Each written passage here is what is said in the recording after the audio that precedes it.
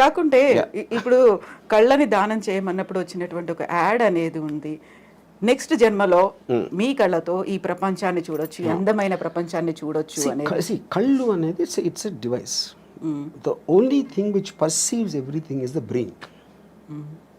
బ్రెయిన్లో కూడా ఉన్న కాంప్లెక్స్ బ్రెయిన్ మ్యాటర్ కాదు కదా, దేర్ ఇస్ బ్రెయిన్ అనేది యాక్చువల్లీ ఒక ఎగ్జాక్ట్లీ మీ కళ్ళు రిజిస్టర్ చేస్తున్నాయి, దాన్ని బ్రెయిన్ పర్సీవ్ చేస్తుంది. Every kind of a sense you have, whether it is your hearing or whether it's your touch or your vision, all of them are functions of the brain, of the mind, which is a thought, and thought doesn't have form. So a thought అనేది మనకి ఇప్పటివరకు తెలియదు అదేంటో అసలు exactly what why does a bunch of thoughts and feelings should have a human body అనేది నా one of the biggest questions నాకు. So అప్పుడు అది దానికి లేనప్పుడు మనకు అంత అన్సర్ట్ అయినప్పుడు ఉన్నవన్నీ ఎందుకో మంచిదని తీసుకెళ్ళిపోవడం బెటర్ నాతోనే. అందుకని నేను డొనేట్ చేయను. దెన్ వాట్ అబౌట్ డబ్బు? ఇప్పటిదాకా సంపాదించిన డబ్బుని ఏం చేస్తారు మరి? అది మీతో రాదు. Of course what ever might not have any value నేను కూడా తీసుకెళ్ళాను కదా. అవును, తీసుకెళ్ళలేరు. నా బాడీ అంటే నేనేంటి మా అయితే నేను ఒక బిల్లో రాసి ఇక్కడ డొనేట్ చేయండి అని అలాంటివి చెప్పొచ్చు. అదే నేను డబ్బు కూడా చేయొచ్చు. అది చేయకపోయినప్పుడు they will send me as it is.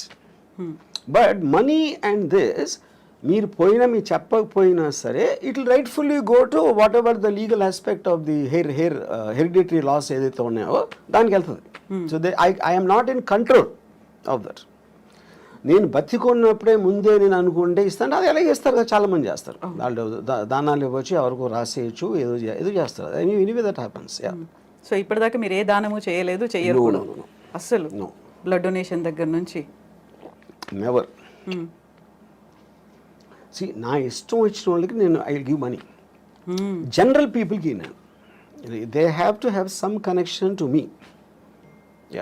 If they are in need మిమ్మల్ని అడిగారు అంటే, if they are in need మిమ్మల్ని అడిగారు ఆ టైం అంటే నాకు వాళ్ళ మీద ఫీలింగ్ బట్టి అడిగారు కాబట్టి ఇవ్వడం అనేది ఉండదు. అంటే ఇప్పుడు సపోజ్ ఒక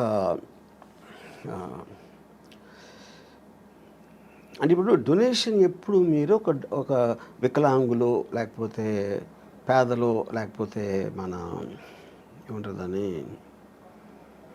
ఎయిడ్స్ అంటే ఎయిడ్స్ వచ్చినప్పుడు చెప్తున్నాను. అంటే I'm just what ever comes to my memory. అలాంటి ఆస్పెక్ట్స్లో ఎందుకంటే ఒక జాయిలు ఉండాలి, ఒక ప్రజలకు సేవ చేసే. ఇప్పుడు నేను సేవ చేసేది కేవలం అందమైన అమ్మాయిలకి. ఇప్పుడు నేను ఒక పర్టికులర్ టైంలో నేను ఒక అమ్మాయి నేను మాట్లాడుతూ ఉంటే అమ్మాయి ఢిల్లీ నుంచి వచ్చింది. తను ఆప్ పార్టీ మన కేజ్రీవాల్ అరెస్ట్ గురించి మాట్లాడతాను. నేను వేసుకున్న డ్రెస్సు చాలా అందంగా ఉన్నది. నేను అది అనుభవిస్తున్న టైంలో నువ్వు కేజ్రీవాల్ అరెస్ట్ గురించి మాట్లాడతావు. అలా కేజ్రీవాల్కి నాకు సంబంధమే లేదు. అప్పుడు ఆ టాపిక్ మూలాన నేను ఆనందించే ఆస్వాదన తగ్గిపోతుంది, అది డిస్టర్బ్ చేస్తుంది. అప్పుడు నీకన్నా కేజ్రీవాల్ నాకు ఎందుకు ఇష్టం అవ్వాలి, నువ్వెందుకు అనుకుంటున్నావు నాకు చెప్పాను. ఇప్పుడు ఇక్కడ పాయింట్ ఏంటి, she is concern about Kejriwal. లేకపోతే ఢిల్లీ పబ్లిక్ ఏమవుతారు, బీజేపీ వాళ్ళు ఏదో మోసం చేస్తున్నారు, బీజేపీ వాళ్ళు కొట్టబానుతున్నారు, ఇది అది అని చెప్తే నాకు బీజేపీ సంబంధం లేదు, కేజ్రీవాల్ లేదు, ఢిల్లీ ప్రజలు కూడా లేదు, కానీ నువ్వంటే ఉంది. అప్పుడు ఎవరి మీద నాకు ఇష్టం, మీకు వికలాంగ ఇష్టం అన్నప్పుడు నాకు అందమైన అమ్మాయి ఇష్టం. I'm just trying to give an example. So అప్పుడు నేను ఒక అమ్మాయి అందాన్ని కెమెరాలో బంధించడానికి నేను లక్షలు ఖర్చు పెడతాను. అదే లక్షలు వాళ్ళకి ఇవ్వచ్చు కదా, స్కూల్ కట్టేసి కదా అంటే నేను చేయను. ఎందుకంటే I'm getting happiness out of that. నా కోసం ఖర్చు పెట్టుకున్నాను, అమ్మాయి కోసం కాదు. ఎవరి మూలానైతే నాకు హ్యాపీనెస్, నాకు అనేది అండర్లైన్ పాయింట్ అక్కడ.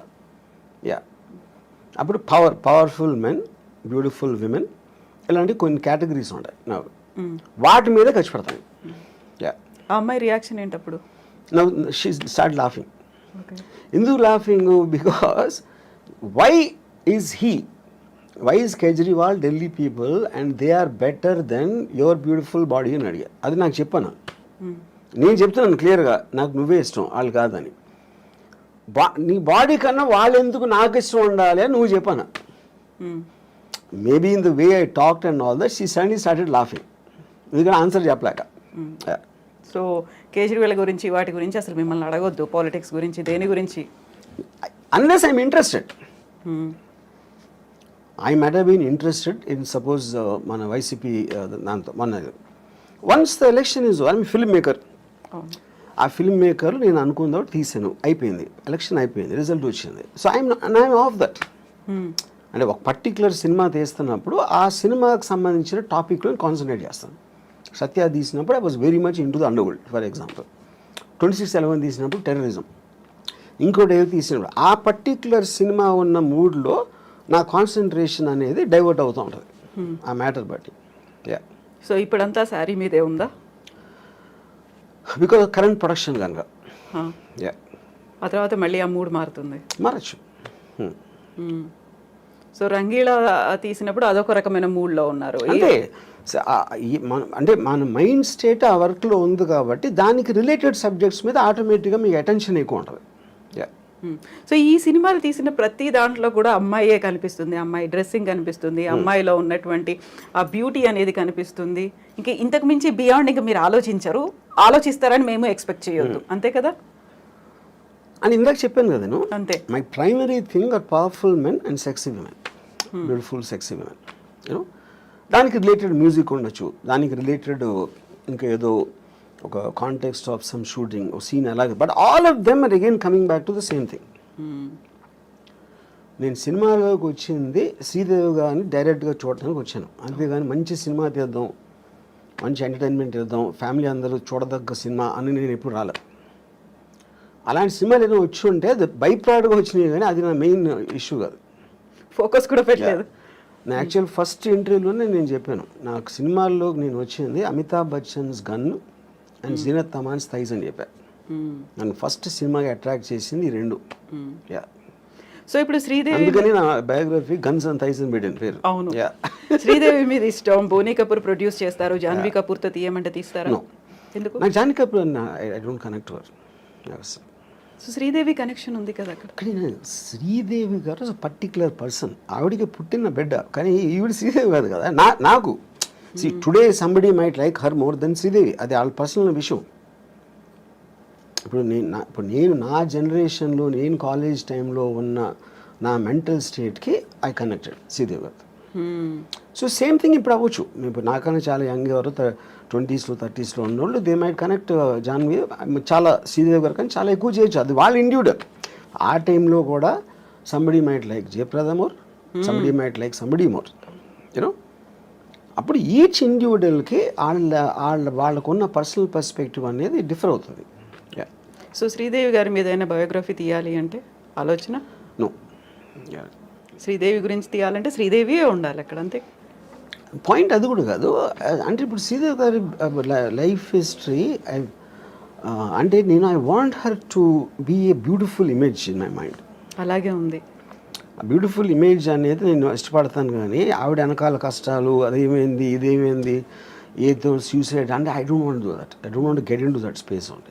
ఎందుకంటే ఒక పుట్టడానికి ప్రతి ఒక్కడికి ఒక అంటే అంటే ఇప్పుడు నా ఏజ్లో వెనక చూసుకుని ఏమేం చేశాను లైఫ్లో, ఏమనుభవించాను అని ఒకసారి చూస్తే శ్రీదేవి గారు is one of the big reason.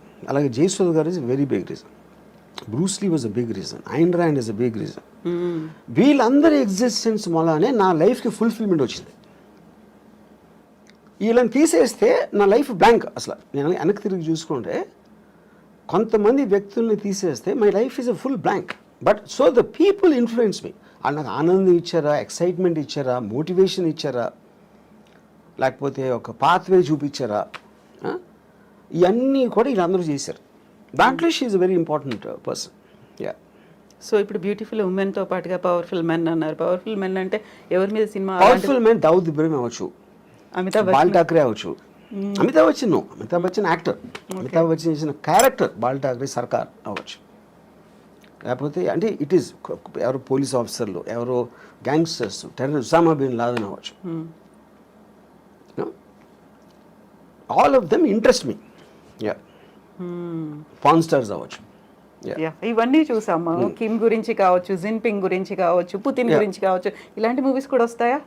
Powerful గా ఉన్నారు. డిపెండింగ్ ఆన్ అంటే ఆ పర్టిక్యులర్ మనిషిలో ఉన్న డ్రామా బట్టి. ఇప్పుడు జీపింగ్ సూరి నాకు పెద్ద తెలియదు, ఆయన అంటే చైనా గురించి అంత నేను ఎప్పుడు కాన్సన్ట్రేట్ చేయలేదు. Putin I know, but I feel Saddam Hussain is a great character. అంటే సినిమా స్టోరీకి సంబంధించినంత ఇది అని చెప్పేది. యూనో అలాగా డిపెండ్స్. ఇప్పుడు ఐఎమ్ ఆల్సో ప్లానింగ్ ఒక film 9/11 world trade centre attack ring leader ఉన్న మహమ్మద్ ఆటా అని, అతని మీద ఒక పిక్చర్ ప్లాన్ చేస్తున్నాను.